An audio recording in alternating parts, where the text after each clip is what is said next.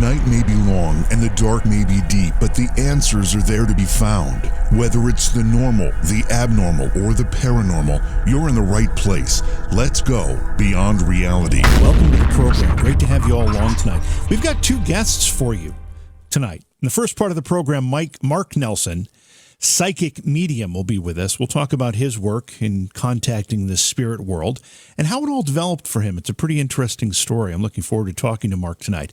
And in the second part of the show, Stephanie McGill will be with us to talk about synchronicities regarding her husband's heart transplant. And also, she hosts a Facebook page called My Dream. So we'll be talking about all of that with Stephanie in the second part of the show. Now, I have a very important question, and I'm going to ask Mark this when we get him on the show. And the question is, when is the haircut in my future? Because it is really out of control. And I have to know, I watch other programs on television, on some of the major cable networks. They all look like they're getting haircuts. How are they getting haircuts when I can't get a haircut? Now, I know a lot of these people are based in New York City. I'm in New York State, where we have to follow the same rules. New York State is under some specific rules, and one of those rules is no hair salons can be open or barbershops. So somehow they're getting haircuts. Do you think they've got people coming in like under cover of darkness to cut their hair? I don't know what's going on, but all I know is I'm desperate for a haircut. I've been calling this Hairmageddon, and as you see, each night it gets worse and worse. I mean, it's one thing to have longer hair, which I've done in the past. I've had a ponytail before. But it's another thing to have this long mess that has no shape, no anything. It's just big mess on the top of my head. And I'm not going to do the bowl cut. I refuse to. I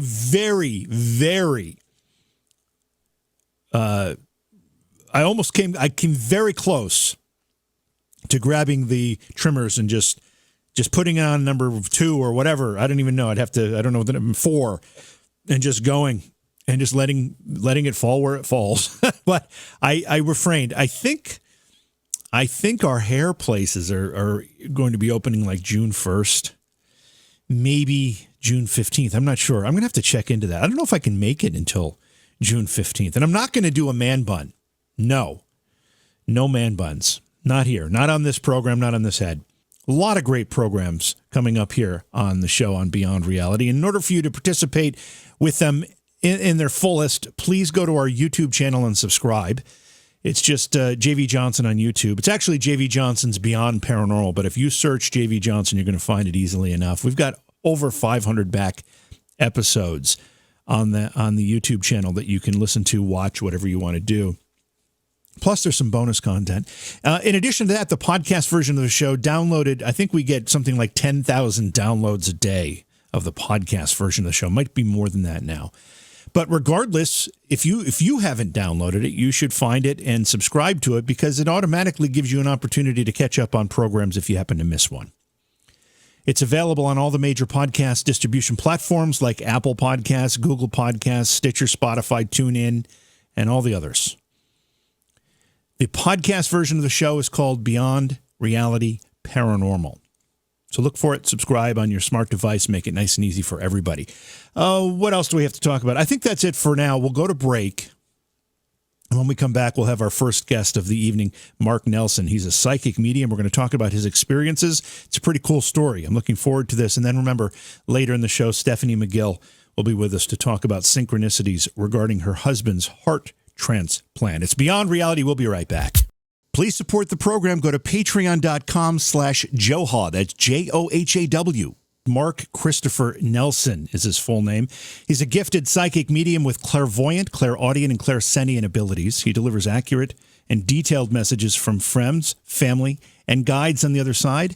The details validate that it's really them and that the messages are truly real. And of course, if you're a listener to this program, you know that these things are real. The messages consistently are positive and provide deeply personal insights along with calm, nurturing, and loving guidance. Mark, welcome to Beyond Reality. It's terrific to have you here tonight. JV, I'm glad to be here. It's going to be a lot of fun. It is. Thank you for having me on. It is going to be. I heard you talking about your hair. I've got some advice just right off the bat. Let's get it out of the way. Yeah, please do. Okay.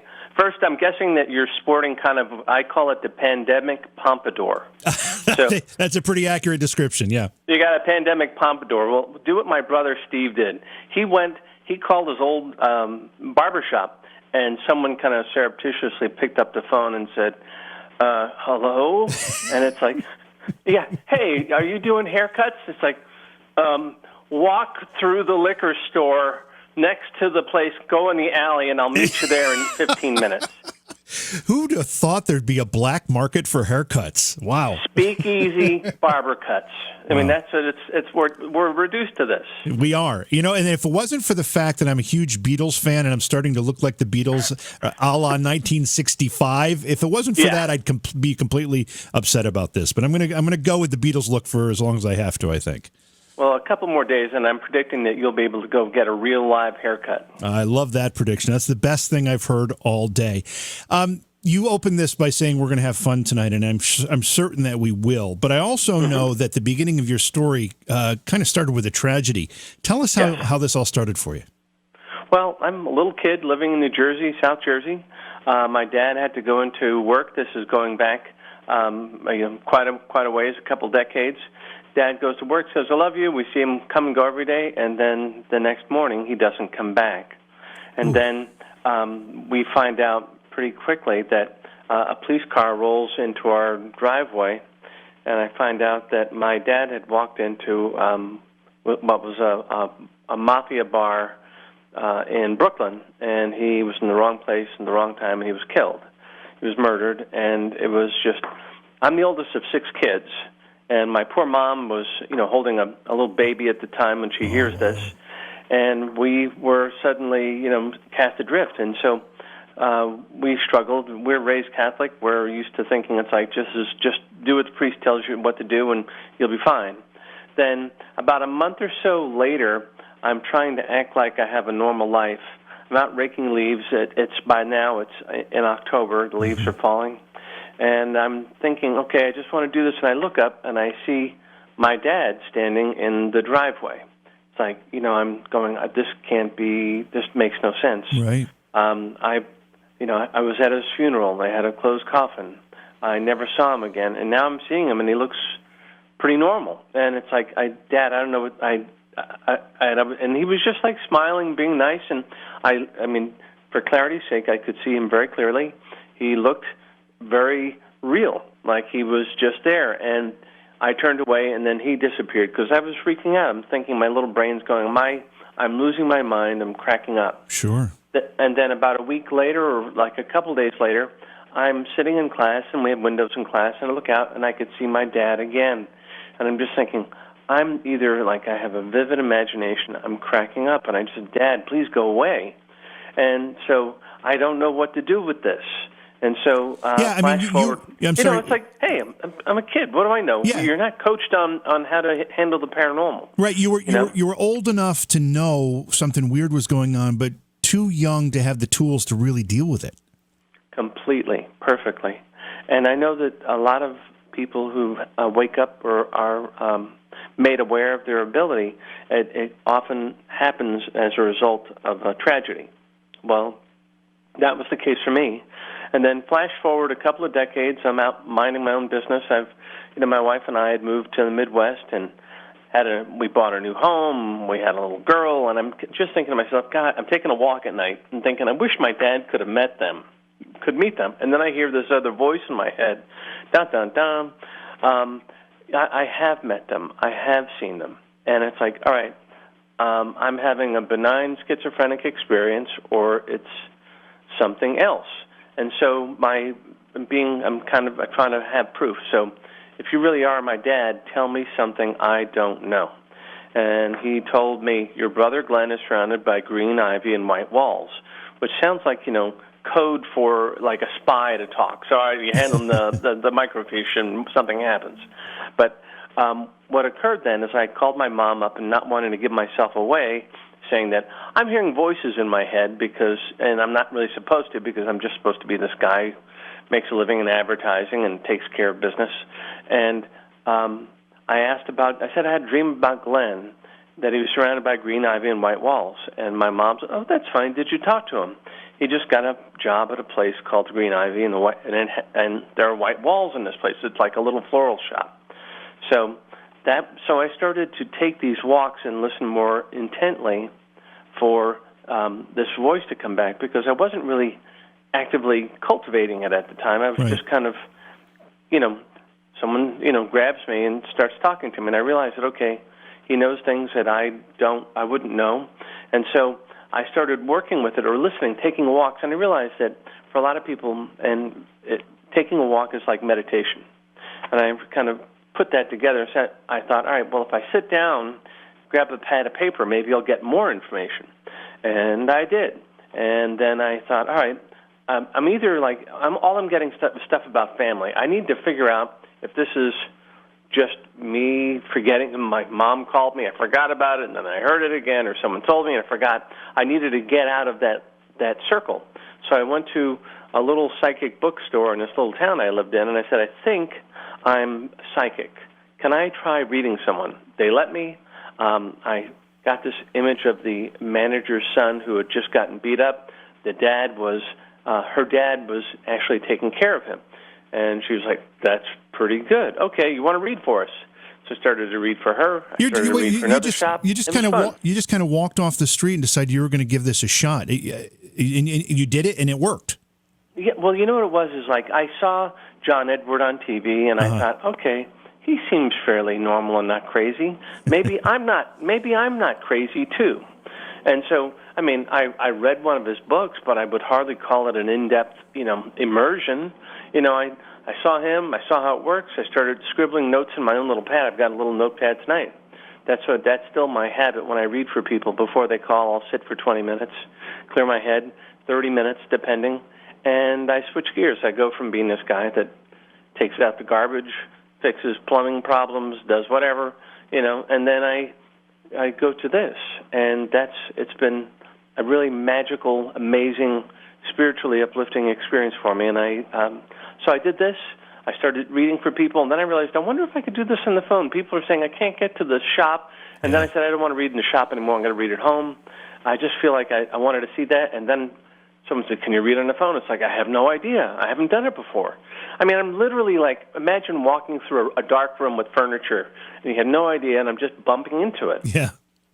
But I got to the point where I realized, okay, the phone is incidental. Having someone in front of me is incidental. And then I started reading out of the house, and then I got in front of like a large group at one point, and I realized I can do platform reading. It doesn't change the nature of how my process really works. And then I got a cattle call. We moved from Los Angeles. We moved to the Midwest to Los Angeles, where we had lived previously. And then someone gave my name to a production company. It's like, all right, I don't know how this goes. And so, I mean, I in a way, it's like I want to be better known so I can do more, but it isn't about like, hey, look at me, I'm very special, watch me go, I'm a psychic, it wasn't like that. It was more like, how do I get people to find me, or how do I find them? And so I did this pilot for Fox, and it was like 200 psychic mediums they interviewed, and then I ended up being one of the 6 that they selected. And then I ended up being the guy named Most Gifted on this show. Oh, wow. It was really cool. That is really cool. But you left out a big chunk there that I need to ask you about. You did a fast forward a bunch of years kind of thing. What happened to you between seeing the vision of your father and communicating with your father to the point where you were on the walk communicating with your father? There were a bunch of years in there. Were you able to turn it off, or did it kind of recess inside you and not really show itself, if you will, and therefore you didn't really have to deal with it?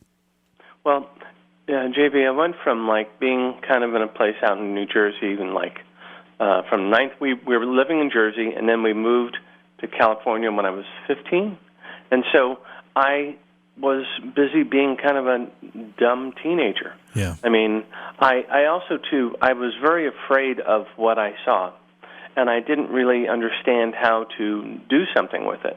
So my mom and my teachers and other people, parents. My mom remarried a wonderful guy, and I'm blessed to have him in our life. But they always said he was so daydreaming in class, and it's like, well, no kidding. I'm looking at ghost spot, but I don't even know what I'm looking at. Yeah. So I went from that to where I discovered girls and surfing and beer, and that kind of put a little, got in the way a little bit. But then I figured out that, all right, I've always had kind of an interest in, like, the afterlife and spiritual issues. I've always been very attuned to it, and like I was involved with. I went to college, and then I figured out, okay, I need to get more spiritual, and I kind of stumbled through a couple of different religious pathways, and then I ended up taking this walk. And, along the way, I did have some glimpses of it, but it was almost like a speeding car coming by, and just missing you. It was like, what in the world was that? Oh, okay. And I truly think that Spirit waited for me to kind of wake up and to become more attentive and more prepared. Mm-hmm. And I really think that Spirit was helping me, was preparing me.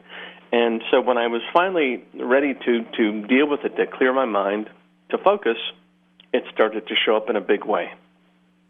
I understand the fear component, and you referenced that when you were younger, that this kind of scared you in a way. And I have to tell you something. I've lost both of my parents in the last 5 years, and even to this day, I want to see them. But if I did see them, I think I would be frightened, if not scared. And what's your message to people? Obviously, it's not something we should fear, but the natural reaction is to be afraid. Well, I've learned a lot, and it's a great question. I would say that if someone, and this occurs pretty regularly, now that I talk to people almost every day about spiritual issues like this, their loved ones are going to show up, whether they're ready for it or not, whether you're an 11-year-old little nitwit like I was, mm-hmm.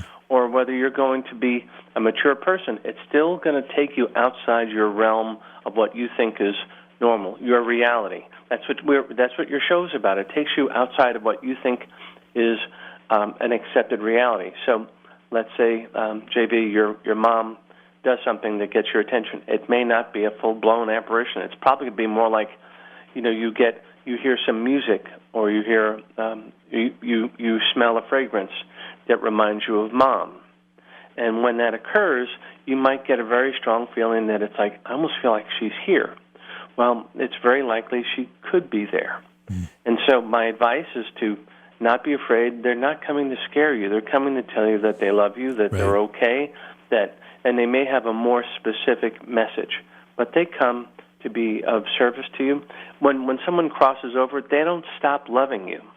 They don't. They care, but their methods for reaching out to you, to touching you, to being helpful, to being part of your life do change. That's inspirational, and it's actually rather comforting, and I appreciate you saying that. Tell me a little bit more about religion. Were you said at a point you were trying to find yourself spiritually. Yes. Were you not religious prior to that, and do you consider yourself religious now, or is it spiritual, or both? Well, that's a great question. I have a cross up in my office. Here's the thing. I really do believe in reincarnation, just because I've had enough experiences where I've asked Spirit, where are you? Where are you? And it's like, I'm in between. Okay, well, if you're in between, and it's like you're not in heaven, you're not in hell. In my early college years, I was in high school. I went to a Catholic high school, stuck with that. And then in college, I met other kind of Christian faiths. I ended up, here's the thing, I'm a psychic medium that used to be part of Campus Crusade for Christ.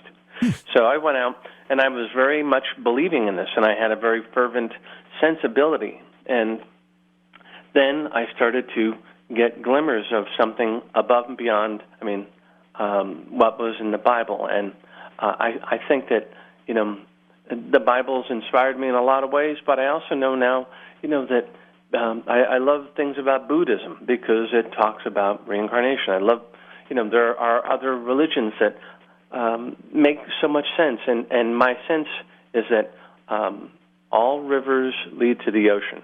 The rivers are oceans, and the ocean is God.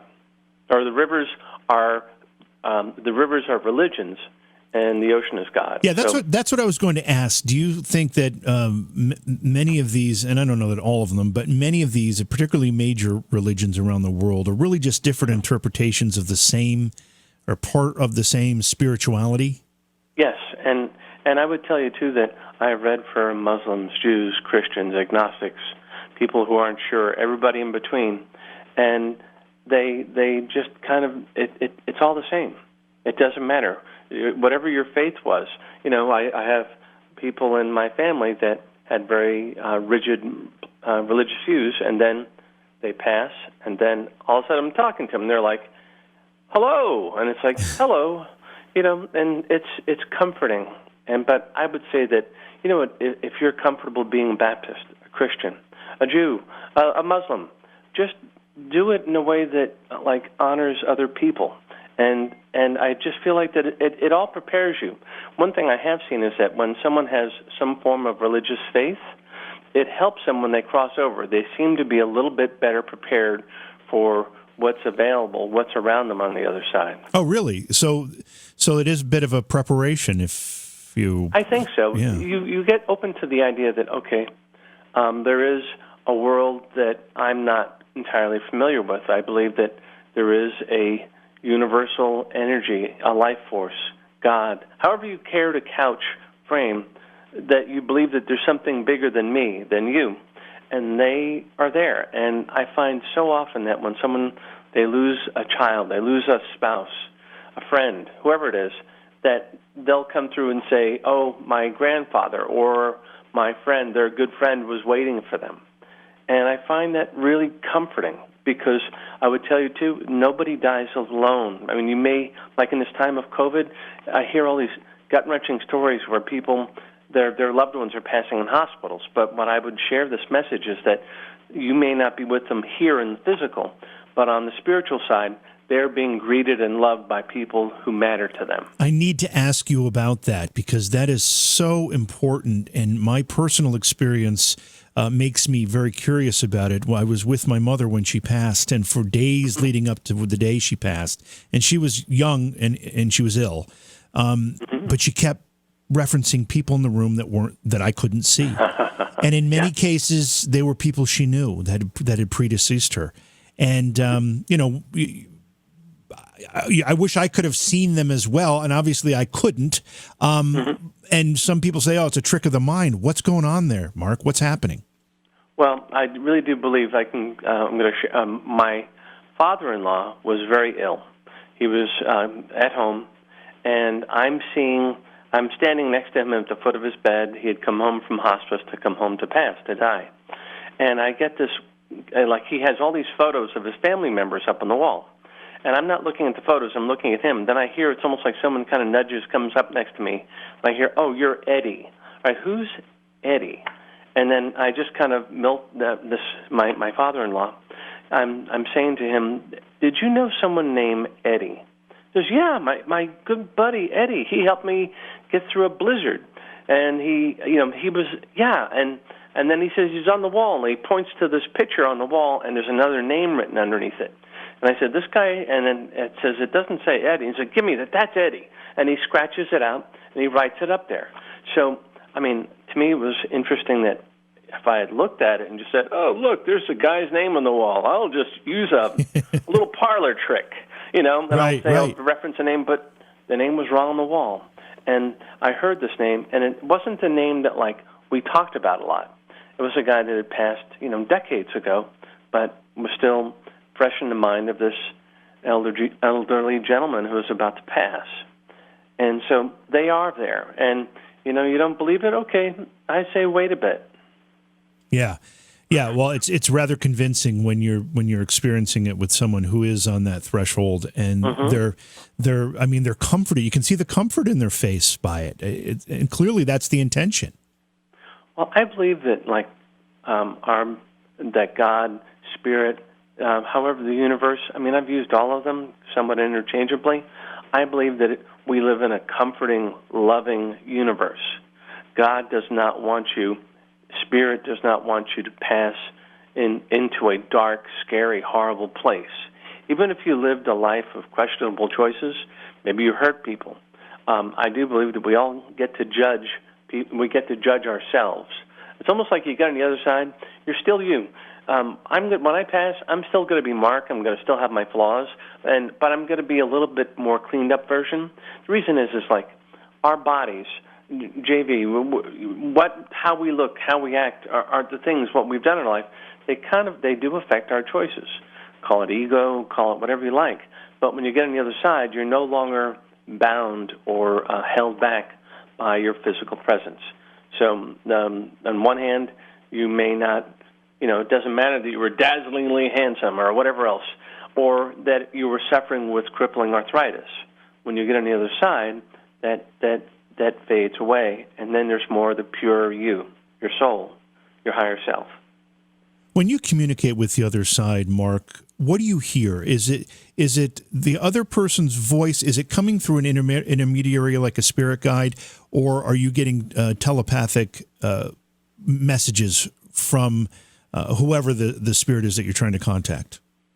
I would say a little bit of all, and I'll explain. Sometimes a thought pops in my head, and I don't remember hearing it. I don't remember reading it.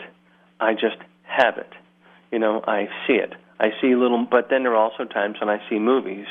I also do rely on my spirit guides, and I know that we all have them. Every religion has, a protective spiritual energy, someone assigned to help you, someone there to be of service, guardian angel, guide. Whatever the vernacular is that you're comfortable with, just know that they're there. And I say that you can find them if you allow yourself to clear your head, do a little meditating, take a walk, do anything that gets you out of the, okay, I've got to get somewhere by 9 o'clock, the store closes at 10, or I got to get to work, or I got to write that guy a note, excuse me. So all of those things. So I would say that I can, and really I see pictures. Sometimes I see movies. I hear words. I get music sometimes that it's like I have to convey this, or I'll get a feeling. Like I do medical intuitive work, and what that means is that, the greatest of all time was Edgar Cayce, and I do think that Edgar Cayce has, in spirit, helped guide me, and I'm just me, but I try to be available. And if someone comes to me and it's an important message that say, this person is suffering from cancer, or this person has an illness, please convey this message to them. Now, I'll also couch that and say, speak to your doctor. I'm not a doctor. I don't pretend to be a doctor. But compare the information I give you to the information that your doctor is giving you, and then use your judgment, listen to the people that you love and trust most. But if I can maybe be a little bit of a bird dog and point to something and say, that may not be the issue. Can you look at this? Or maybe you're having a bad reaction to that medicine. Try that. Mark, does this trait or this ability or skill, I'm not sure what you consider gift. Some people consider it a gift when they have these sensitivities. I would say it's a gift, yes. Yeah. Does it run in your family, or are you the first to have it in your family? Well, what's interesting is that my dad, who died at 33, a few weeks, about maybe a month or two before he passed, he turned to my mom at just kind of an odd time in the evening and says, if something happens to me, George would be perfect for you. And George was a friend of both of theirs. And he was living in New York City, and they were in Jersey, and it's like, what are you talking about? You're young. My mom was, just stop it. You're a young man. We've got plans. And then not long after that, he did pass. And then my mom ended up marrying my Uncle George, as we would call him. I went from calling him Uncle George to Uncle Dad to Dad. And it was a transition, but my dad had a foreshadow of that idea that something could happen to me, and if it does, George is the right guy. And George ended up being the saving grace in all of our lives. And my dad brought him up before anybody knew anything. So that's part of what I do think that my dad had it.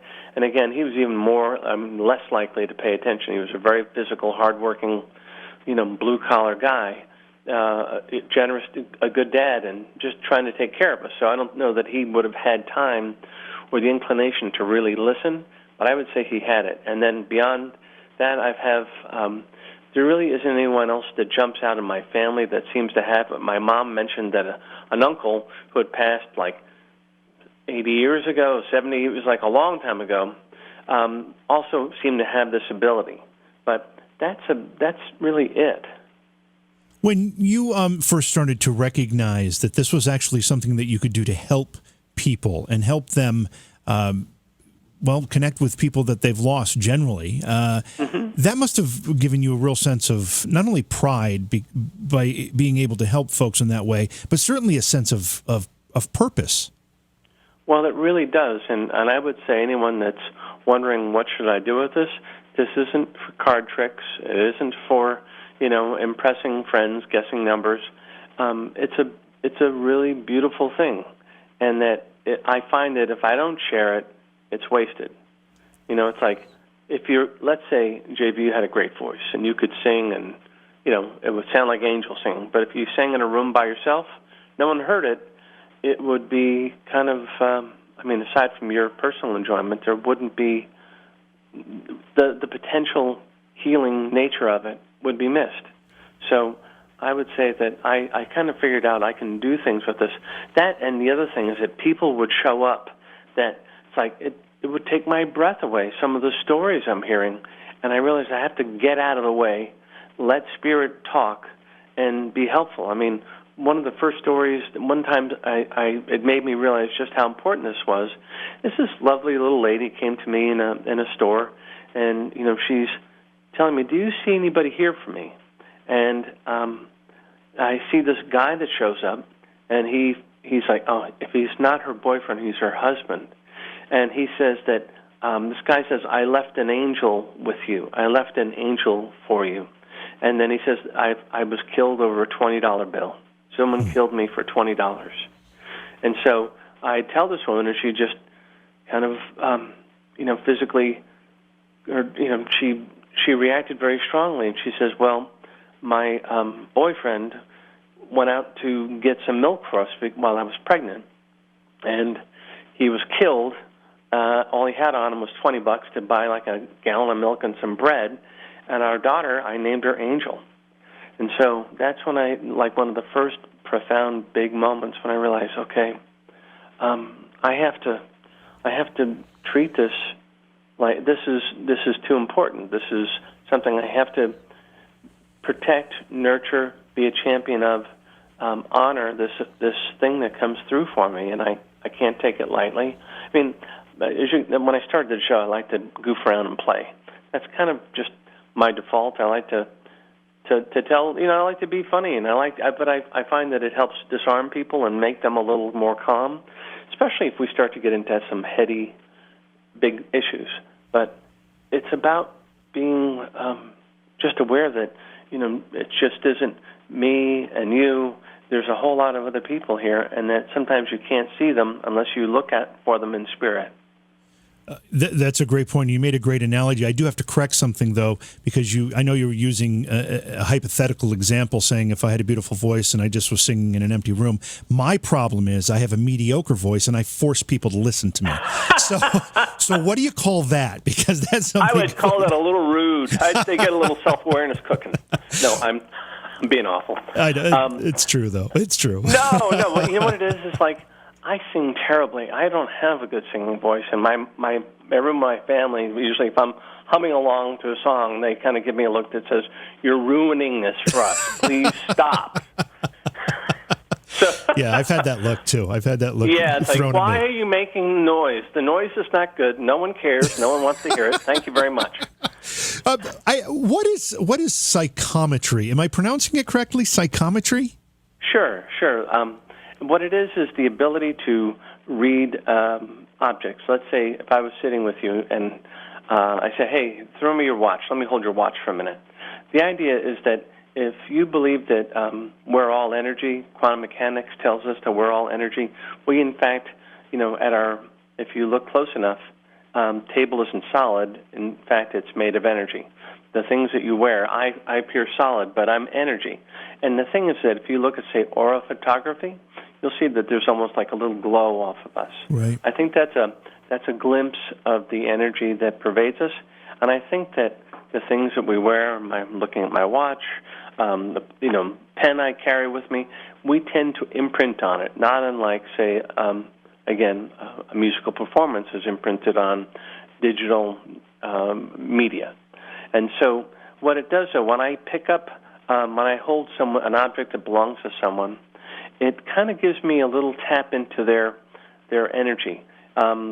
I do think that this energy we have, it's like being able to wade in a little bit or to tune in to someone's aura. And as I understand, I'm going to get in over my head a little bit, but an aura it's the cumulative energy that includes the choices we make, the people that we know, our accomplishments, our thoughts, our fears. It's all us in an energetic form. And so when it imprints on something, it kind of helps me tune in. I call it like a tuning fork. And that the energy you leave on your watch, think of it as like psychic DNA. You can't see it. It's there. And if you get used to trusting it, you can read things off of it. Is this something you had to learn or teach yourself how to do, or is it also an innate gift? I would say I had a tendency for it. What I learned is that spirit will use whatever you bring to the table. If you have a musical sense and you think you're psychic, you might get more messages with music. For me, again, I'll go back to my analogy of walking through a dark room where there's furniture laying around, and I just kept bumping into it. I actually, the first time I saw someone do this, my wife, Barb, took me to see this wonderful psychic medium named Kenny Kingston in the Los Angeles area. He had been the personal psychic to Marilyn Monroe and some other very famous people. He learned that if you held something, that you could get quick information off of it. And so he would go into a crowd, hand me your watch, hand me your ring, and people would do it, and he'd give them quick, on-the-spot readings in turn. I realized that I just wanted to try it. And again, it's like I'm easing out onto the ice. I picked up stuff. I started writing it down. Now I'm a faster read where I can hold something. I've done big events where people will come and I'll say, hey, if you want me to read an object of yours, bring it up to the table. I'm going to turn away. I don't want to see who owns what. I don't want people to claim that I'm, pinning a certain ring to a certain person and doing a cold read. I don't want to see them. I don't want to see what it is. And so then I'm able to pick it up. I would start the reading. I would say, okay, this is what I'm hearing. Whoever owns this watch, this object, this item, blah, blah, blah, blah, blah. Who owns this? Read. They'll raise their hand. I'll walk to them. I'll finish the reading, hand it back. And people say it's like scrying. I don't know if you've heard the term scrying, where people will look into a bowl of water. They'll use it. It's a form of divination. But it's one that's comfortable for me. It's one, I guess, I've just learned to develop. Again, it's something that you work at it, and then you start to trust it. Because everything I do is about trying to increase, maintain my level of trust in the voices that I get. Don't edit, get out of the way, and just listen. And it works with psychometry. Obviously, you do readings remotely, whether it's phone or I imagine Skype or some of these other ways you can do it remotely, and you're successful at that. But based on what you just said with psychometry, does that mean if you're standing next to a person and you actually touch that person, you get more direct contact with their energy and therefore have even more insight into them? Well, I generally don't touch strangers because they'll put you away for that. Yeah, people keep reminding me of that. It's a good reminder. Don't do that. You're going to get in a lot of trouble. I'm going to save you some money, okay? No, but I mean, what I'll do is I really do have the ability to turn it on and off, and it comes from I'm blessed where I had a family where I have to be dad, and then I got to be available for my wife, and then I have to go deal with clients. I couldn't all the time just have this thing kind of bumping around. It's almost like what are those, a Roomba. I don't want a spiritual Roomba bumping around the room saying, hey, don't go there, don't knock that over, I'm doing this.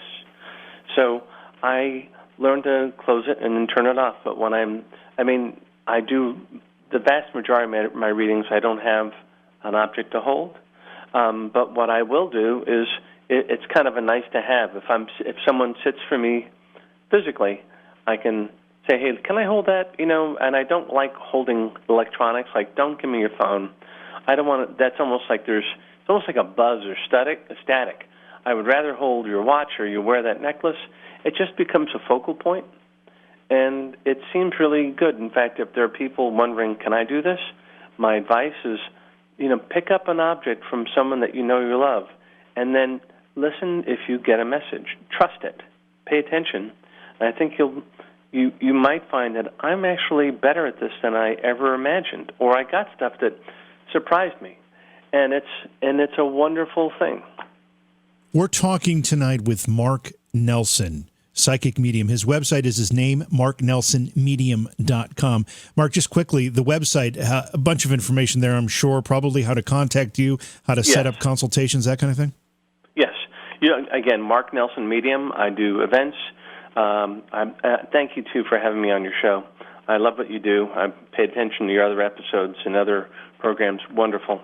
And that I have a number there, but if you just send me a text or an email, you can text me on the phone that's listed there. But if you start out on my site, there's a way to set up, and you can pick a time that you want to go, pay for it, and then you'll instantly be put on my schedule. But we refer to these things, and I hesitate to say these things because they're our loved ones, but we refer to these visions maybe as ghosts, spirits, whatever. What have you learned? What are we actually talking about here? Well, what we talk about is that when in the physical, like you're sitting there, you're in a good place. I am too. Our bodies kind of define us in so many ways, but when we cross over, I do believe that the soul is a good place to start. That I believe that we become spirit energy. I believe that, in a very simple way, consciousness survives the body. Consciousness survives the body. So that your mom is still a conscious being. My dad is still a conscious being. And so how they choose to present themselves, we might find it, okay, if you're my client and I'm sitting with you, they come across as a very comforting spirit. However, if you go into a house where a serial killer lived and they are still there because they're unwilling to cross into what I would call the light, then and many other people. I mean, you've heard this. It's an easy way for us to understand. It's almost like the difference there's a line between the physical and spirit. One side is the light, the other side is, something else. And I do think that there are earthbound spirits, and these are earthbound conscious beings that, for whatever reasons they have, choose not to go to the other side.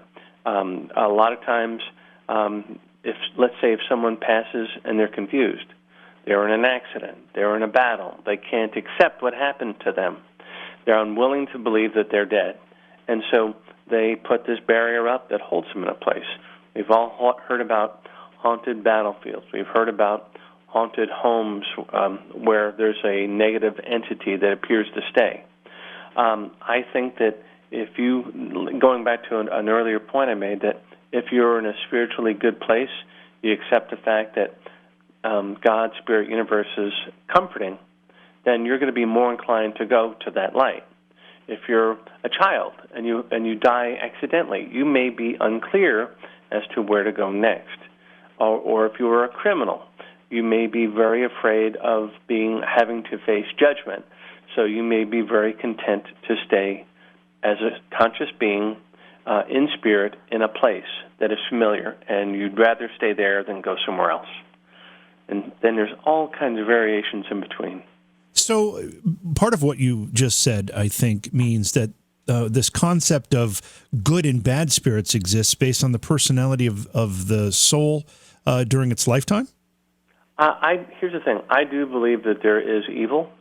I believe that maybe it's a holdover from my old Christian Catholic days, but I do believe that the devil is alive. How we manifest or view or consider that is different, because I know that there are demonic presence.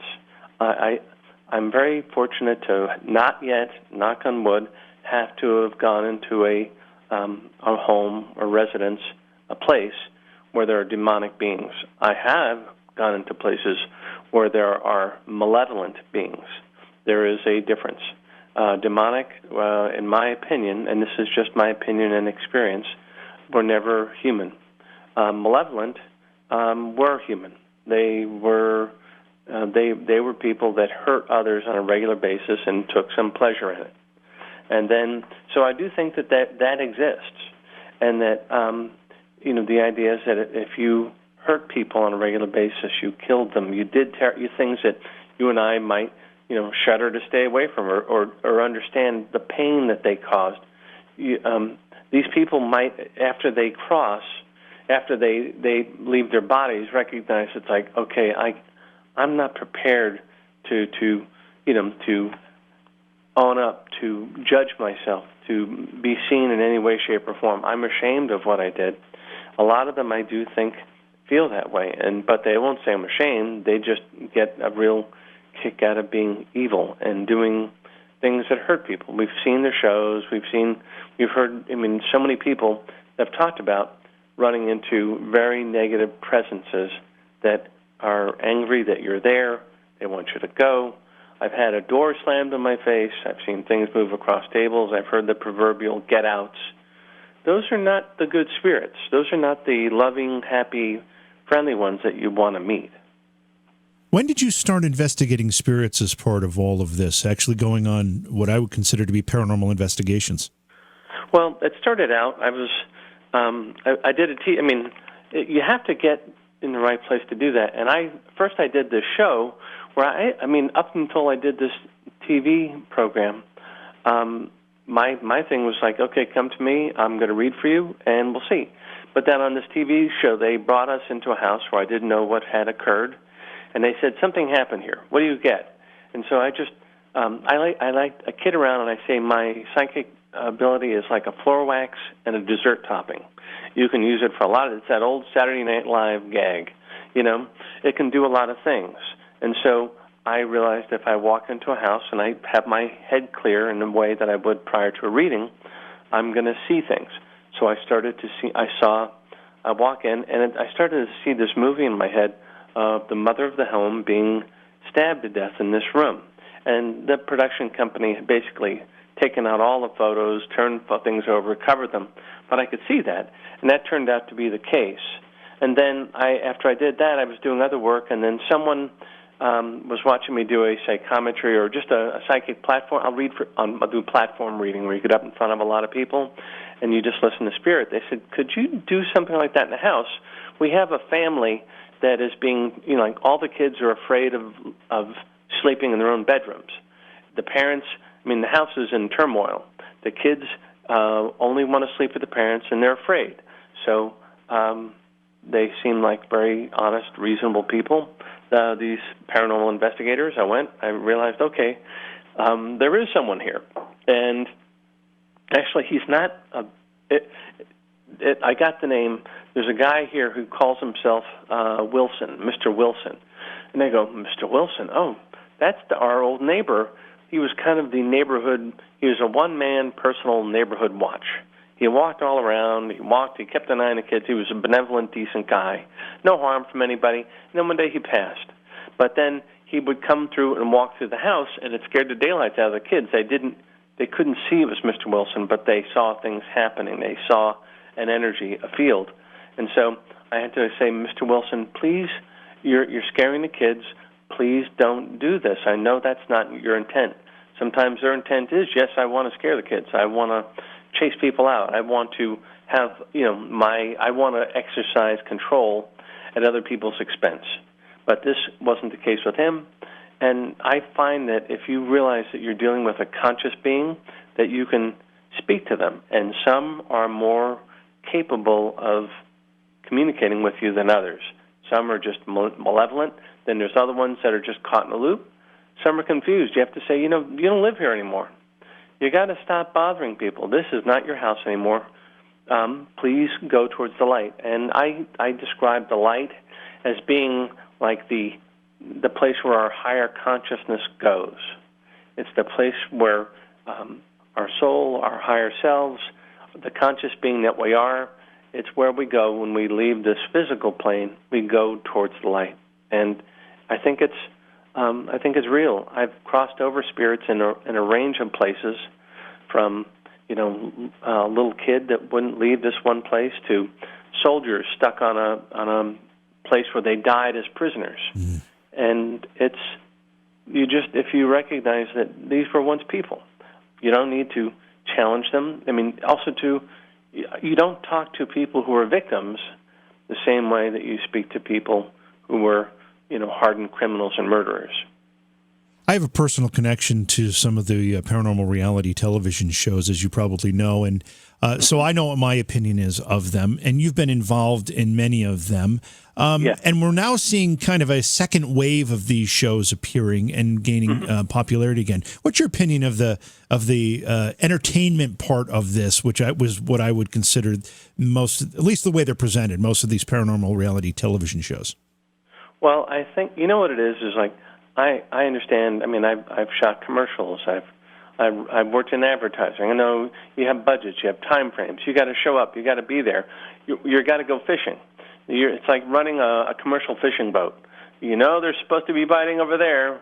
We got 3 days to get something. Oh, they didn't bite. All right. Well, I think some production companies, some productions will take a mountain or a molehill and make a mountain out of it.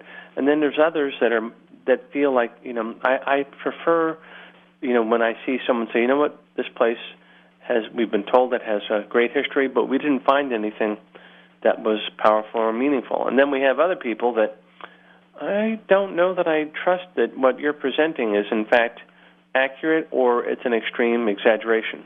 But the thing is like they want to entertain us. They're telling us a scary story. They're bringing us to a place that is, outside of our normal life. It's spooky looking, or it seems fine, but terrible, crazy things have happened there. And so, I think it's good to be skeptical, but I think that there are a lot of people that do great work, and then there's some people that,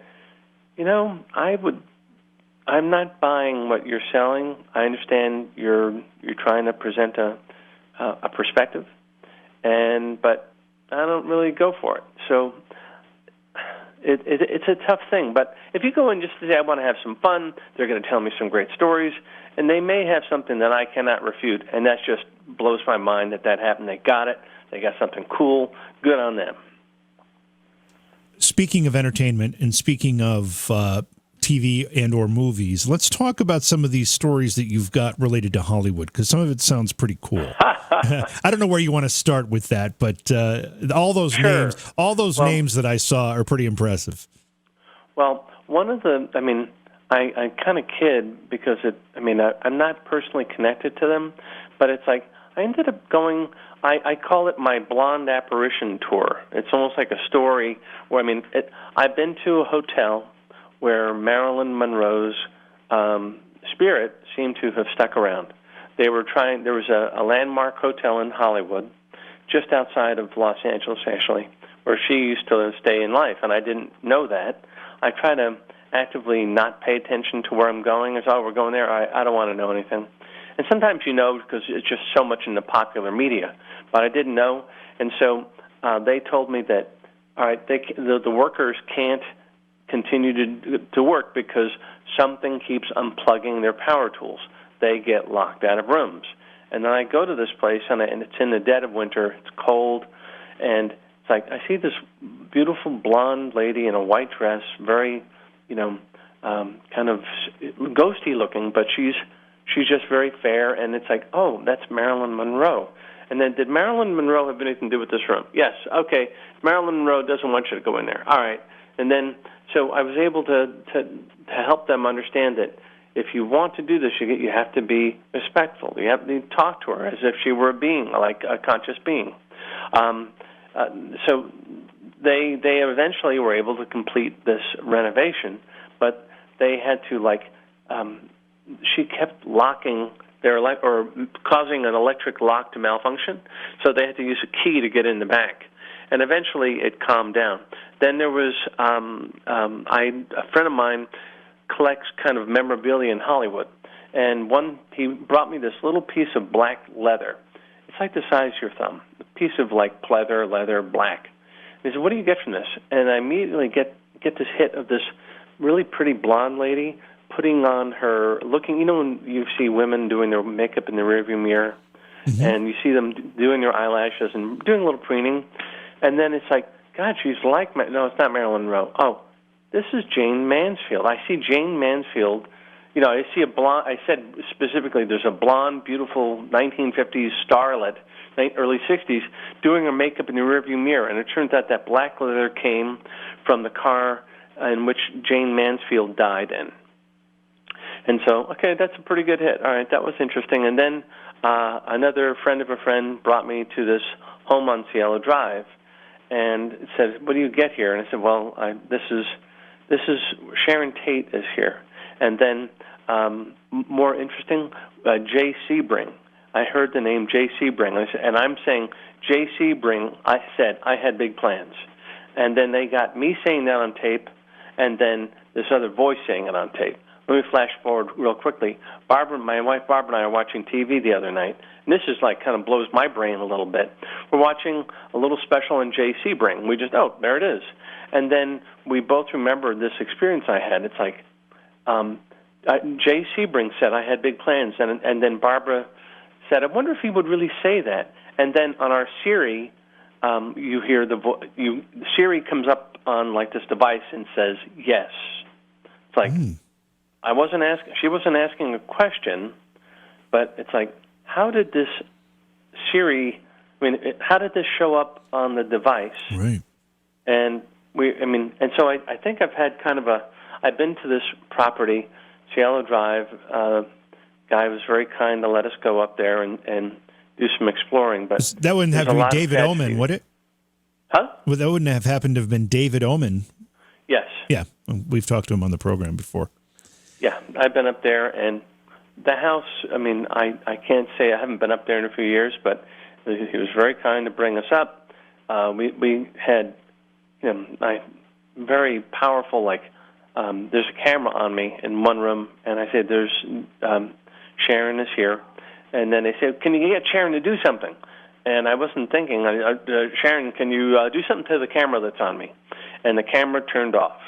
And so they realized, okay, don't ask her to do that anymore. Okay, I won't. But it was, anyway, David was very kind to let me go there, and it's a very interesting property. Yeah, it is a very interesting property. We've talked to him extensively about it. Some great stories. We're going to run out of time here shortly, but I want to know about the ability to communicate for spirits themselves. Can all spirits communicate, and maybe not necessarily through you, but in one way or another? Oh, yeah. I would say that if someone in spirit wants to get your attention, they will do that. And again, if, let's say, you're attuned to music, you listen to music a lot, or you're a writer, or you're alone, they'll do things to get your attention. I got one more Hollywood story for you. My dad was, George, was a writer-producer, and he ended up working with this guy who was on Time Tunnel, James Darren. James Darren had a younger brother who passed, and so the family was in Philadelphia. They're all huddled around in this room after the funeral, and it's just like there was a quiet moment, and then one of the cabinet doors opened up, like in the kitchen by itself, and they all heard a voice say, "Hi, Mom, I'm home." And so spirit, if they want to reach out and get your attention, maybe they'll open a door. Maybe they'll come to you in your dreams. Maybe they'll cause you to daydream. Maybe you'll get a tap on the window. Any and all possibilities can and do happen. One of our chatters asked about dates, and I don't know if this falls within any of the work that you do specifically, Mark, but today is a pretty interesting date, 5/20/20. Do you get any energy from that? I will tell you, I feel like we're on the edge of things kind of flipping. I feel like we're in this delicate balance. And I get the sense that things are about to tip. I think that we're going to tip towards the more favorable. Some dates jump out like crazy. ironically, my daughter's birthday is the same day that they discovered the Manson murders, and that's kind of like, wow, that's kind of weird. But today's date, I feel like today it feels like we're in this balance, and it's going to change. I know you're in New York, and I know that like New York City has been impacted. My relatives in New Jersey have all been hit many times harder than the rest of the country. My sense is that we're going to start to see things really take a turn for the better, not the worse. Good to hear. And I'm asking people to see that visually happening. Yeah, that's good to hear. I have a personal question for you, and I don't mean to put you on the spot. And I say it's personal to me. I have several people in my chat room, and this isn't part of my show, but I do stream live on YouTube, and I've had some people talking about seeing somebody standing over my shoulder. I don't see anybody standing over my shoulder, but I will tell you this. On many occasions, I'd say probably a dozen times in the last year, I have thought I've seen somebody standing off to my right, and there's nobody there. Do you sense anything? I think that it feels like a male energy, feels like a fairly tall guy. I do think that there is someone there. I do see him as having kind of dark hair. I think he's very interested in what you do. Let's see. Are you at home? Everyone's at. I don't know if you're at home. My studio is in my home. Yes. Okay. But I feel like that this is a guy that he didn't pass in the house, but passed nearby. Again, dark hair.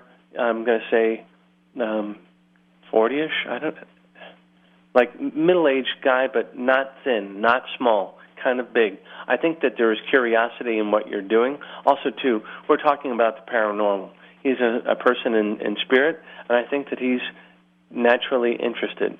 I'm hearing a name, if you want to look it up, Gerald Gerard. I don't know if there's someone connected to you with a Jerry Gerard that may have passed or is connected to the house. Okay. I think it's my father. My father's name was Gary. That's close to Jerry Gerard. That's very similar. And he gave me my love for music and electronics and equipment, and which led to my love of radio and broadcasting. And I would truly suspect him to be fascinated by what I have going on here for sure. Well, that feels right to me because he is close. He is not scary at all. He's just like tuning in. It's like, this is cool. He feels like a fan. So Gary, that's. I'm not going to get the name perfect every time, but that's pretty darn close. Real close. And it feels that he's there's an attaboy in that for you. Okay. That feels good. That feels really good.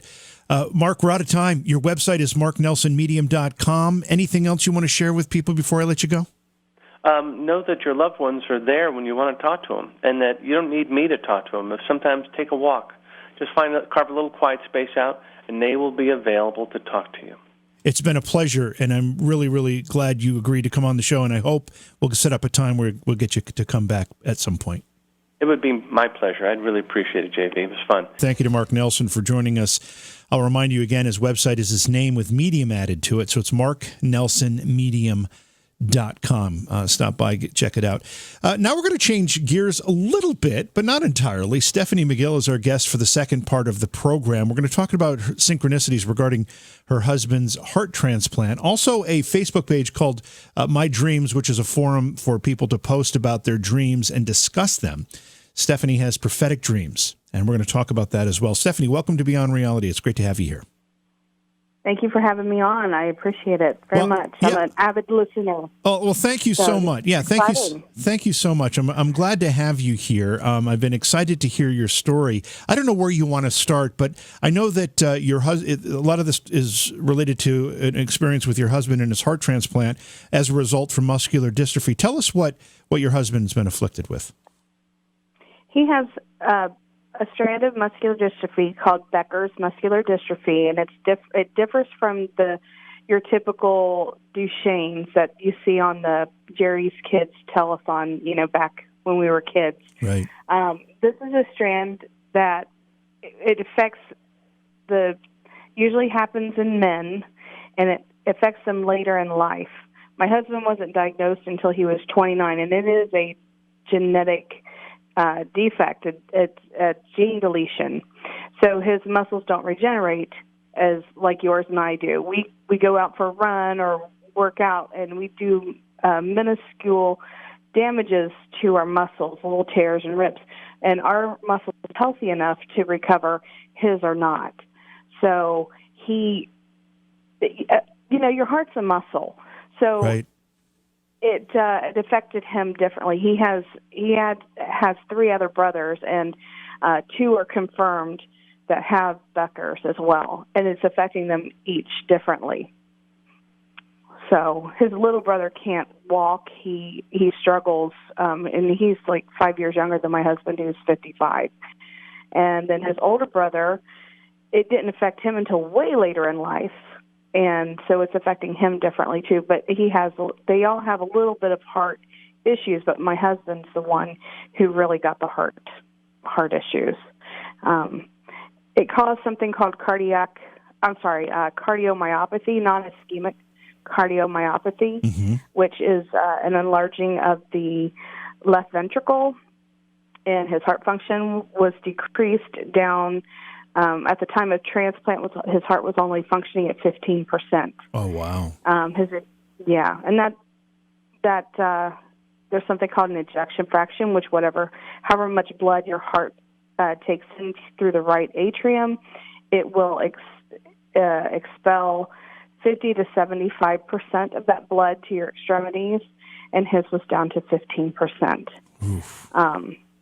So then when you get below 30%, that's when they start talking about internal defibrillators, which he's had 2, because it can make your heart go into something called ventricular tachycardia, which he had a chronic case of ventricular tachycardia. But that's where your heart beats so fast that it cannot pump the blood to your extremities. Therefore, you pass out. It can cause brain damage. It can cause death. And that's where we were. Like I said, he had 2 internal defibrillators, and he was shocked.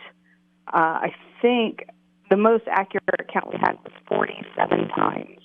Oh, wow! In a 10-year span of time. Now, I'm assuming you're not a medical student or a physician, but man, you obviously have had to do a lot of learning, and you obviously you're speaking of this in terms that most people wouldn't understand, and you clearly understand it very well. I do, and it's funny because we've struggled for this since 2009 was the first time he ever passed out. We were in the middle of a restaurant. We kind of laugh about it because he was bending over or kind of leaning over to get his wallet to pay the bill, and he said, "Oh, I feel a little," and he passed out.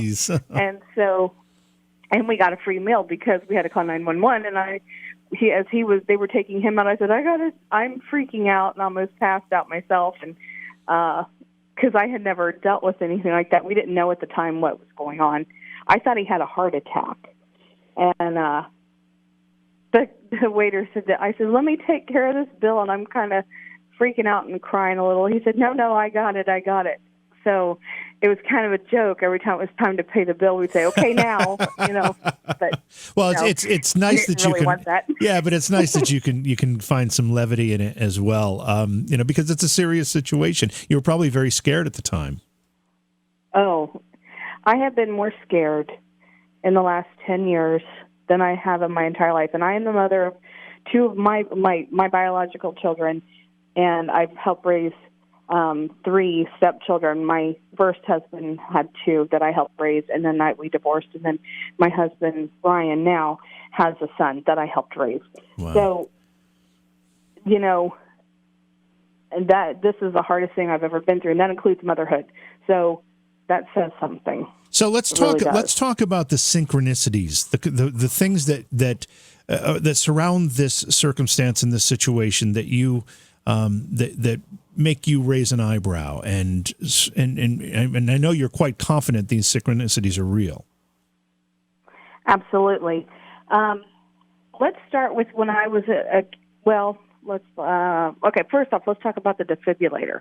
I told you he's had 2 defibrillators and was shocked 47 times. Right. I was there for every single one, and our children were there for none. They have never witnessed their father being shocked. And our boys are 20, 21, and 28. So this has been over the last 10 years. So, having an 11 and a 12-year or 10 and 11-year-old with someone with this, severe of a health issue, you want to protect your kids. So they've never been there. They have always just left, or they were visiting their dad, and their dad lives in Florida, so they were visiting their dad when all this was going on. They were there at the hospital visiting and saw, him in the hospital and quite serious at times, but they never witnessed the actual shock, which out of 47 times, and I was there for every one, he was never alone. I was always there with him to try to, to get help and to calm him down, because it's very serious. It's not a fun thing to be shocked internally at all. And the very odds, scary. the odds of you being there each one of those 47 times and none of your children being there any of those 47 times, those have to be astronomical odds if it was random. Absolutely. And something else, you would look at my husband. He's 6'1". He's a big guy. You look at him and you think he could move a mountain. And, he was a Marine, and that shocks people. His neurologist was Dr. Jerry Mandel, who is the one of the leading physicians in the nation for muscular dystrophy, and he works really closely with the MDA. So he was like, I cannot believe that you have Becker's muscular dystrophy and you're a Marine. And he was. My husband, he struggled a little bit through it, but he got through it. Was he aware? He probably wasn't aware. Was he aware that he had the condition when he became a Marine? No. No. He was not diagnosed until he was 29 years old. Right, okay. And he woke up one day, he partied the night before, woke up and went to the restroom and then couldn't get off the toilet. He couldn't move. He had to literally drag himself to the phone to call 911 because that was the first leg. That was the first experience he had, which resulted in the diagnosis. Absolutely. Yeah. Mm-hmm. Yeah. Okay, so and, the 47 shock events where you were present for all and the children were present for none, that's pretty powerful in itself. What else are we talking about here? We're he, like I said, he's very strong, and you would look at him and you wouldn't think that he has anything wrong with him. He actually was feeling quite well. I mean, he felt good. They had changed the medications, and he was feeling well. But in 2018, he passed out and got shocked, and he face planted. When I say face planted, he broke his nose. He broke his face. It was terrible. We were walking downtown. We live in near Columbus, Ohio. We were walking downtown, meeting friends for we were going to a restaurant there, and we never made it because he fell. And when they did that, they decided to start really looking at his heart again and doing echocardiograms and right heart catheters and things like that, which usually you do a heart catheter, they go into the left. The right heart catheter tells them more.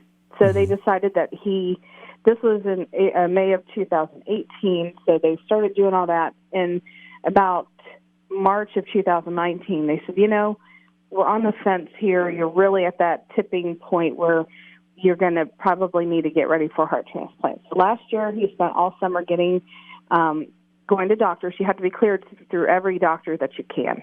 Infectious disease, neurology, gastroenterologist, dental, you name it, you have to be cleared.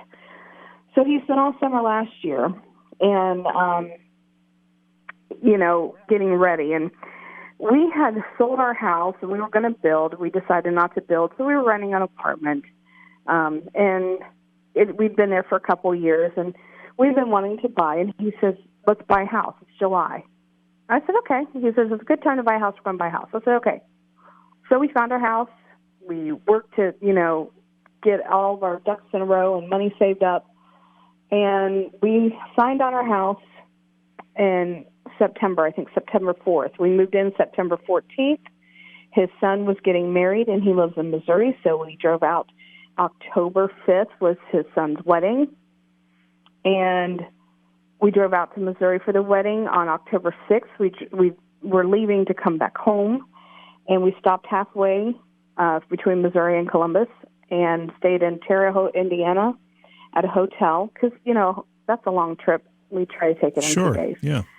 And I woke up in the middle of the night, and he was breathing funny, and I couldn't wake him up. And then all of a sudden, he was talking to me. And I said, "Oh, my God, did you get shocked?" He said, "I don't know." He said, "I didn't like that feeling. It was weird." And I think he got shocked. So we stayed up all night and checked his vitals and checked his pulse and made sure that he wasn't going to be having any other issues. And we decided that I was going to drive home. Anytime you get shocked, you can't drive for 3 to 6 months. It's like having a seizure. Oh, wow. Because they don't know when it's going to come. Yeah. Right. So I drove us the rest of the way home. It was like a 4.5-hour drive on the way home, and he didn't have any issues while we were on the road. Because he has an internal defibrillator, we could send a remote access reading to the doctor. So we came home, and it's still in boxes, by the way. We're still in boxes. We just moved in 2 weeks before to our new house. So this was October 8th. By October 7th, when we got home, sent a remote, went to bed. The next morning he got up, and I heard something downstairs, and I kind of hollered for him. He didn't answer me. And I was getting up out of bed, and all of a sudden I hear, "Honey, call 911. I just woke up on the floor." He had passed out on October 8th. So October 8th, he goes into the hospital. We get there. We thought maybe they'd tweak some medications. They said, "Nope, it's time. We have no more play with your medications. It can now turn toxic. It's time for your heart transplant." And they said, "You're not leaving here until you get a heart." So that's another synchronicity. We were on the road. We were gone. Well, first off, not only that, we bought a house. We decided we were going to buy a house. And it came out of the blue. We were perfectly content in this, cute, very nice apartment that we were living in. And he says, "I want to buy a house." So we bought a house. Then we move in, and then we travel, 600 miles, both ways. And he gets shocked in bed. He's not going to fall and hurt himself. Mm-hmm. He wasn't driving. Right. And we get home, he passes out, goes to the hospital. What is I'm not sure I understand the importance of the buying the house as a synchronicity. What's the connection there? Because it happened so fast. We were in our house less than 3 weeks before this happened, and he was expecting to. He felt so good that he was expecting to not have to have a heart transplant. He was actually hoping like another 3 to 5 years with his original heart. He said, "Oh, those doctors are crazy. I feel great, And, they say, just listen to us. So we did. He did what they asked him to do. But that was a goal. That was something that we've always wanted to do. When we got together, I owned the house that we lived in, and he'd never bought a house before. So when we sold the house as a married couple, but it was my home when we got together, got married. And that was a goal for him. He wanted to buy a house. And I kind of feel like that was something that he was a whole person. His whole body bought this house. Right. And he did it 3 weeks before he then had to get a new heart. I mean, to me, that makes sense. Some people might think I'm stretching that, but it's okay. Yeah, sure, that's fine. So he's in the hospital now. He's told he can't leave until he gets a new heart. Right. So a week later, they do whatever testing needs to be done, and a week later, it's October 15th. October 15th is a very, very highly significant day in my family. We have 3 family members born on October 15th, 2 uncles and a nephew. My son, who's 20, was 19 at the time, had got a job with the federal government as a contractor, and they hired him on permanent on October 15th. That was his first day as a federal employee at 19 years old. And then that's the day that my husband was listed for his heart transplant. So October 15th is extremely significant. It's something that I will never forget, a date I will never forget. Okay. So where do you think these synchronicities come from?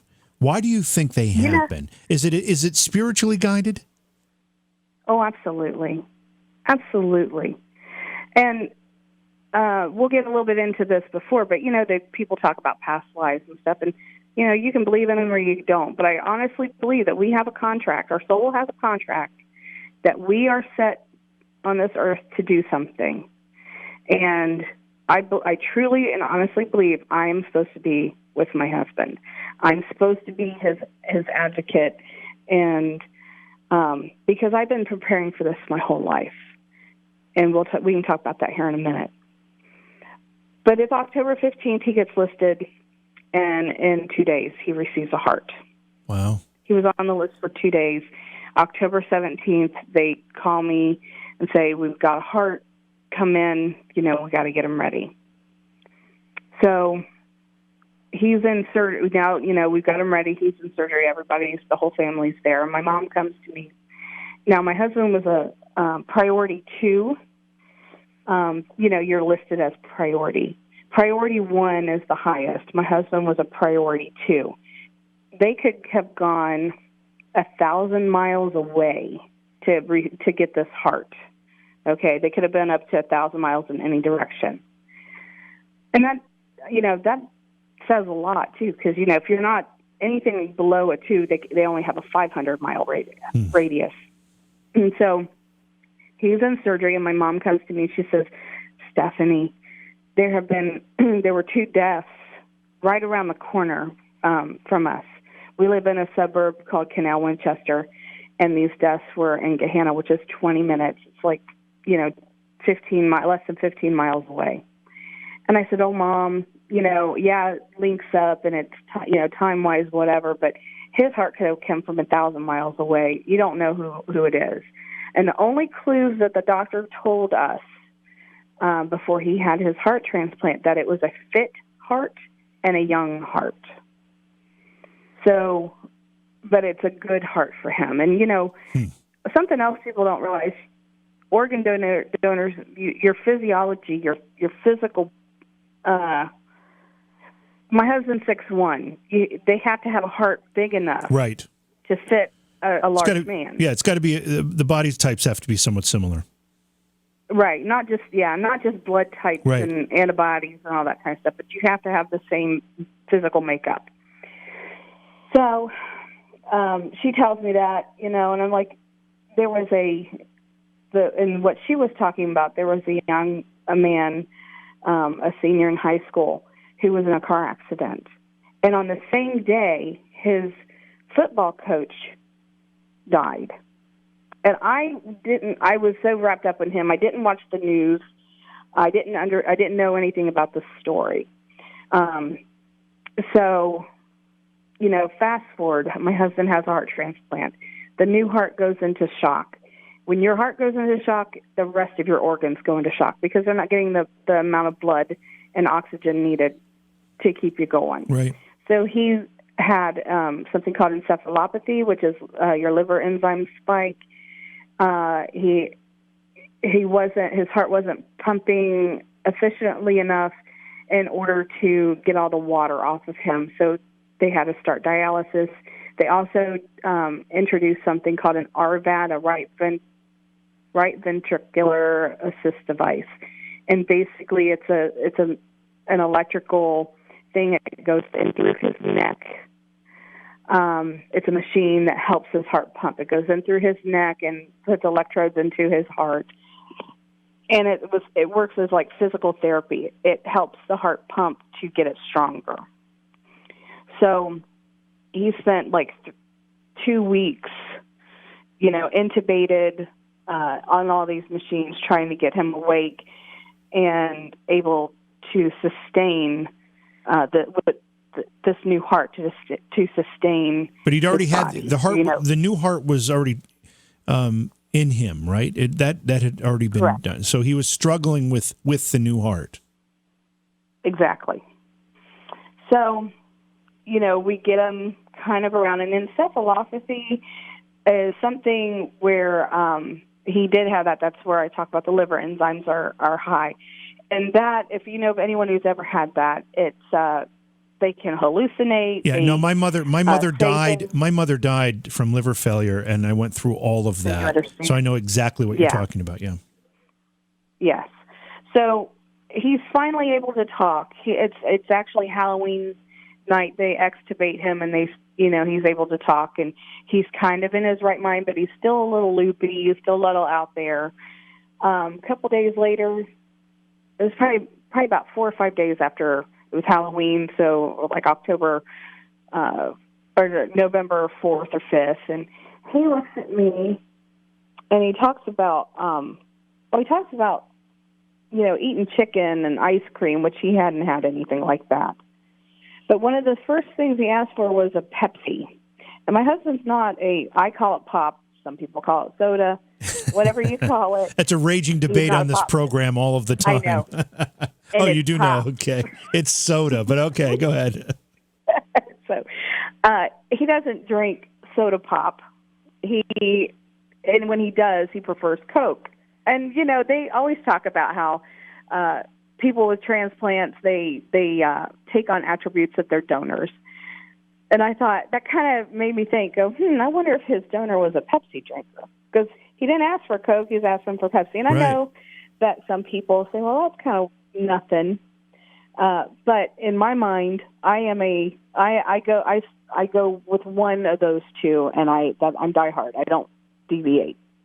So anyway, then a little bit later, he looks at me and he says, why was I in a car with a coach?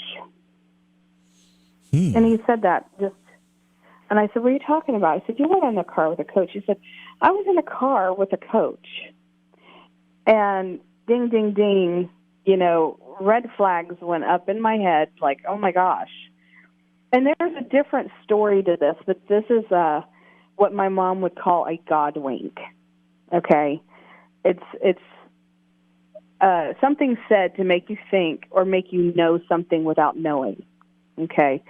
So what had happened, the story behind this, a couple days after he was extubated and was able to talk, he was in intensive care and they had visiting hours. I go in for the final visiting hours and they had done the shift change with the nurses. And Ryan was used to seeing female nurses. This time he had a male nurse. And this male nurse, he was kind of creepy. I mean, there's no other way to put that. He would have creeped me out if he was my nurse. That's all I got to say. And when I walked in, my husband says, you got to get me out of here. There's been a terrible mistake. I got to get out of here. And I kept saying, what? What? You're right where you need to be. And he says, I got to get back to the hospital. I said, you are in the hospital. You haven't left this room. He says, I got to get back to the right hospital. And I said, then I realized that, because he kept looking at this creepy nurse out of the corner of his eye, looking at me and then looking at the nurse. And I said, this is, your new nurse. And I introduced him, and it calmed him down. But what it was is that in his mind, this nurse looked like a coach from when he was in high school. And he felt like this guy had kidnapped him. He said he thought he was in a basement somewhere.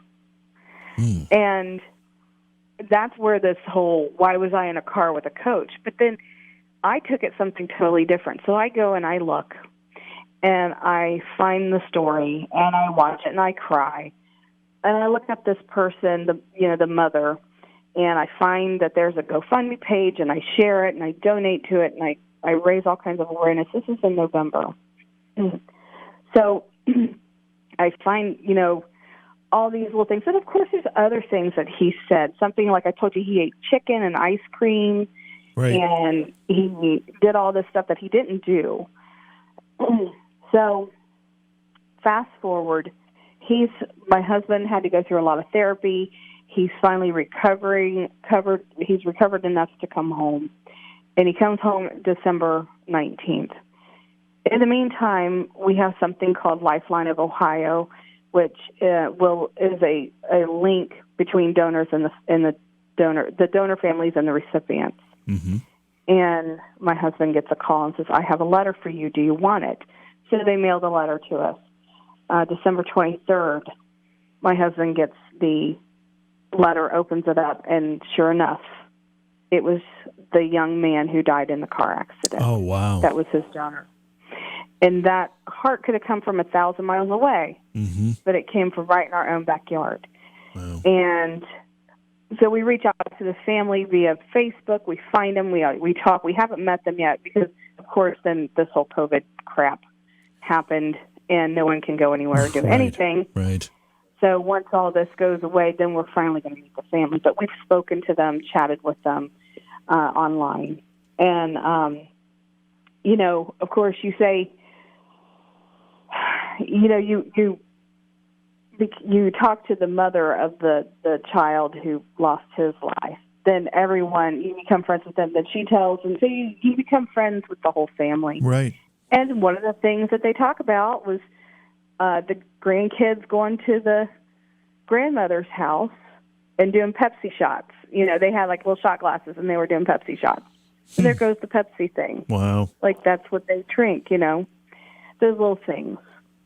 But just those little God winks, and the fact that I went to, why was I in a car with a coach? That was the most significant Sure. thing I said. Yeah, no, that made me go, wow. That's pretty amazing stuff. And obviously you've been given, and your husband specifically, been given an amazing gift by that young man. And I'm sure the family is somewhat comforted knowing that some good came out of it as well. Despite the terrible tragedy to lose somebody in an accident like that. But how's your husband doing now? He's doing wonderfully. He's laying here listening to me. Oh, that's He's great. on the couch listening to me talk. Well, that's awesome. We're going to run out of time here, Stephanie, and I want to ask you about the Facebook page related to the dreams. What's that about? That is, I've had prophetic dreams on and off my entire life, deja vus and things like that. And I've gone through a spiritual awakening. I can't say awakening. I've just finally decided that I'm going to do my own thing. I don't care what anybody else says. I've known how I felt my whole life. So I would talk to family members and chatting on texts and Facebook messengers, and, they'll say, you predicted this, and you predicted this. I predicted the March 5th tornado in Tennessee, and I did. I forgot that I predicted it. I had sent a message to my cousin, and she said, you predicted that. So I decided to make this dream page because you say something, people think you're crazy. And it just so happened, that snow you guys got last week? April 23rd, I predicted it. And I also predicted that y'all would get flooding after the snow because of torrential rain. Guess what? Ohio and Michigan's the one who got the flooding, not upstate New York. Yeah. We're flooded here big time. But it's those kind of things. And this comes to you in dreams? When you say you predicted this stuff, it all comes to you through dreams? It's like the in between sleep and awake. When you're drifting off and you can feel yourself tingle because you're falling asleep and you start dreaming of pink elephants or whatever. Right. It's right there, and then there will be a vision that comes to me. You know how in the movies people have a vision and they sit up in bed and they jerk awake? It's almost that feeling. I don't sit up in bed, but I once I see it, I jerk awake. Right. I'm awake instantly, and I know. And it's a feeling. It's not a normal dream. It's a feeling. You can tell a prophetic dream versus just some normal strange dream that you have. So I decided I'm going to make this page, and if somebody wants to, I put on there what I dream because I kind of want to make a record of it before it happens. I can say, hey, I predicted that, but if I don't have any proof of it, of what I said and what actually happened, then they're like, sure you did, So good, it's something like that. That way, and no judgment. If you think that, there's UFOs are going to attack us and you say it's going to happen on May 21st, 2020, you put it on there. And we're going to read it, and we're going to take what you say into account, and then if it happens, it happens. It doesn't, it doesn't. How do people get involved? How do people get involved? Well, it's kind of new. They just can I don't have any questions. Some people are like, do you have any rule? You have to answer all their questions to be able to be admitted. But they can just request, I'll kind of, just say yes. I'll probably have to streamline that a little bit. Okay, so let me just make sure I understand. It's called My Dreams. It's called My Dreams. It's on Facebook. And people can find the group, and they can ask to become a member, right? Exactly. And then I've had a few. And then you approve them. Right. Got it. And then once part of the group, they can share whatever dreams they want to share. And basically, it's an effort to put it on the record so that you can go back, or anyone can go back and say, hey, on this date, I had the dream about this, and it happened. Right. It's kind of like my online dream blog. Yeah, cool. And it's not just for me. It's for anyone. And if they want to share, they're more than welcome to. That's great. I know you had a whole bunch of other things we were going to try to get to tonight as well, but we just ran out of time. So what we'll have to do is we'll try to get you to come back, because I would like to hear more of your story and more of the things that you've done and experienced, because I know there's more to it than what we've talked about tonight. Yeah, I do want to say this real quick, because I know you're out of time. I've been preparing for this my entire life. My aunt, who was like my mother, she's my mother's sister. In 1987, she had a kidney transplant. And I have been raised under those transplant umbrellas of the umbrella rules. And so much of that played into his care. And you said I sound like I'm a medical professional, and I'm not. And even the doctors, they would get mad at me because I would challenge them. They'd look at me and say, "Are you a nurse?" And I'd say, "No, I have common sense." And that's kind of where I was going. But I have so many more synchronicities that I could go on and on about. But those are the basics, the major ones. But when people talk about, they don't believe that you can take on traits of your donors.